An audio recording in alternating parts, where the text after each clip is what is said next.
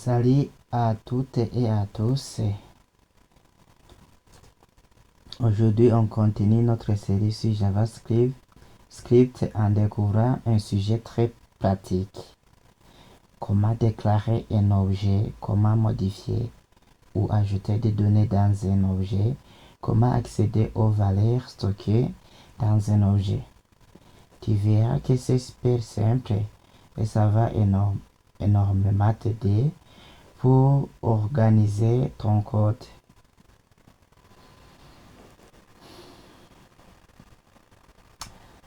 Premièrement, pour déclarer un objet en JavaScript, on déclare un objet avec des accolades.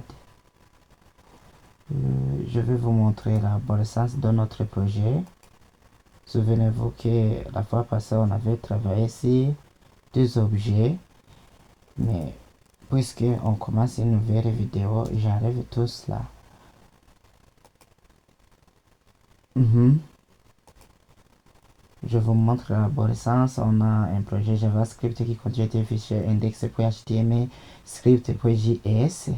Dans index.html, on a seulement les parties principales définissant le code HTML et le titre de niveau 1 et la balise définissant qu'on veut écrire du JavaScript, mais on veut l'écrire sur le fichier indépendant. Donc c'est dans ce fichier qu'on va écrire du code JS. Et si j'essaie d'actualiser, je vais faire même en parallèle. Je vais faire enregistrer. Tout d'abord, vous voyez que je trouve apprendre JavaScript ici, il y a objet.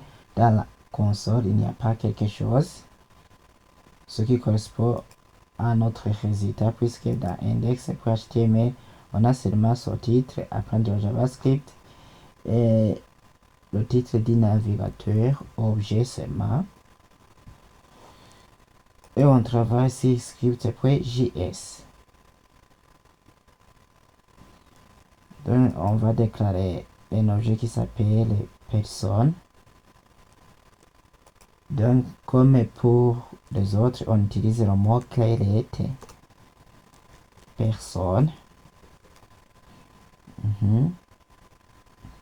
égal, au lieu de mettre directement une valeur qui correspond à cet objet, on a dit qu'on utilise les accolades. Donc, je mets les accolades et je sais que je dois terminer par un pointillé à l'intérieur de notre objet personne. On a déclaré seulement deux propriétés. On a donné des propriétés non.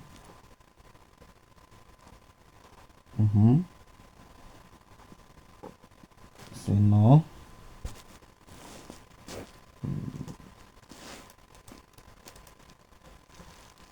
Alice. Age. 25 ans.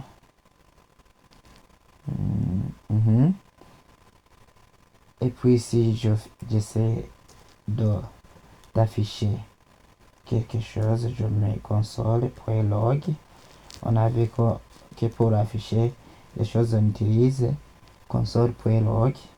J'accède à notre objet qui s'appelle personne et je vais afficher son nom.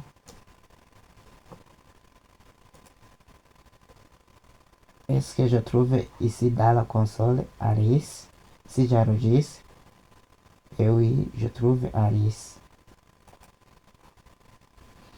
Et d'ailleurs, ici, j'essaie d'accéder vite. On m'a dit d'afficher tout cet objet. Et voyons, nous trouvons nom Alice, âge 25. Ici, on a un objet personne avec des propriétés. Oui, c'est ce que je disais. Ça, ce qui se trouve à l'intérieur, ici, on les appelle des propriétés. On a des propriétés nom et âge. Comment alors on fait pour accéder aux données d'un objet? On peut accéder aux données de deux façons. Avec la notation point, c'est ce que je viens de faire. C'est ce que je venais de faire. J'avais sauté. Je vais accéder au nom. Non, je mets point. Non. Si j'enregistre, je trouve que c'est Alice. Oui, c'est ce que je voulais récupérer. Je peux aussi accéder à âge. Je mets point âge. Si j'actualise, je trouve que c'est 25, ce qui correspond à notre résultat. Donc, avec la notation,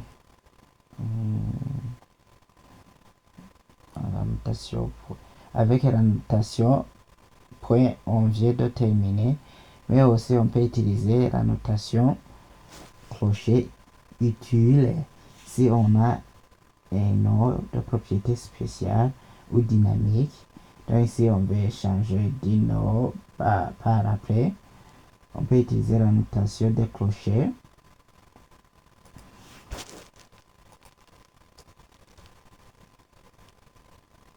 Ici à l'intérieur je mets les clochers.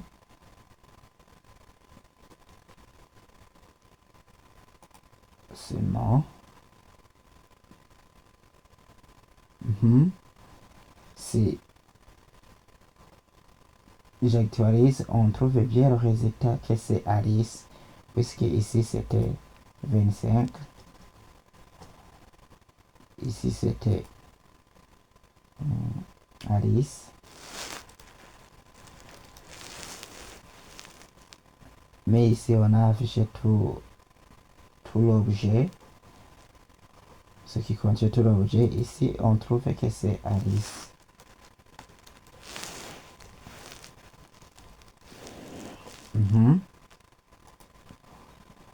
Maintenant on sait comment on peut accéder à un objet, aux données d'un objet, donc soit avec des accolades ou bien soit des clochers. Comment on fait pour modifier ou ajouter une valeur? Affectation, si on veut changer une donnée, personne âge,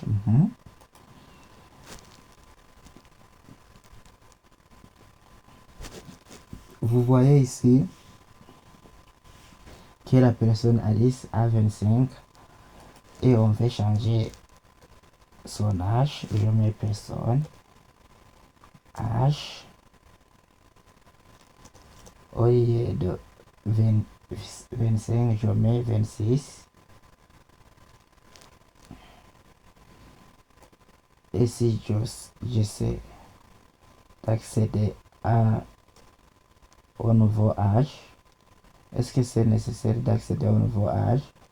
Non, je reste comme cela. Si j'enregistre,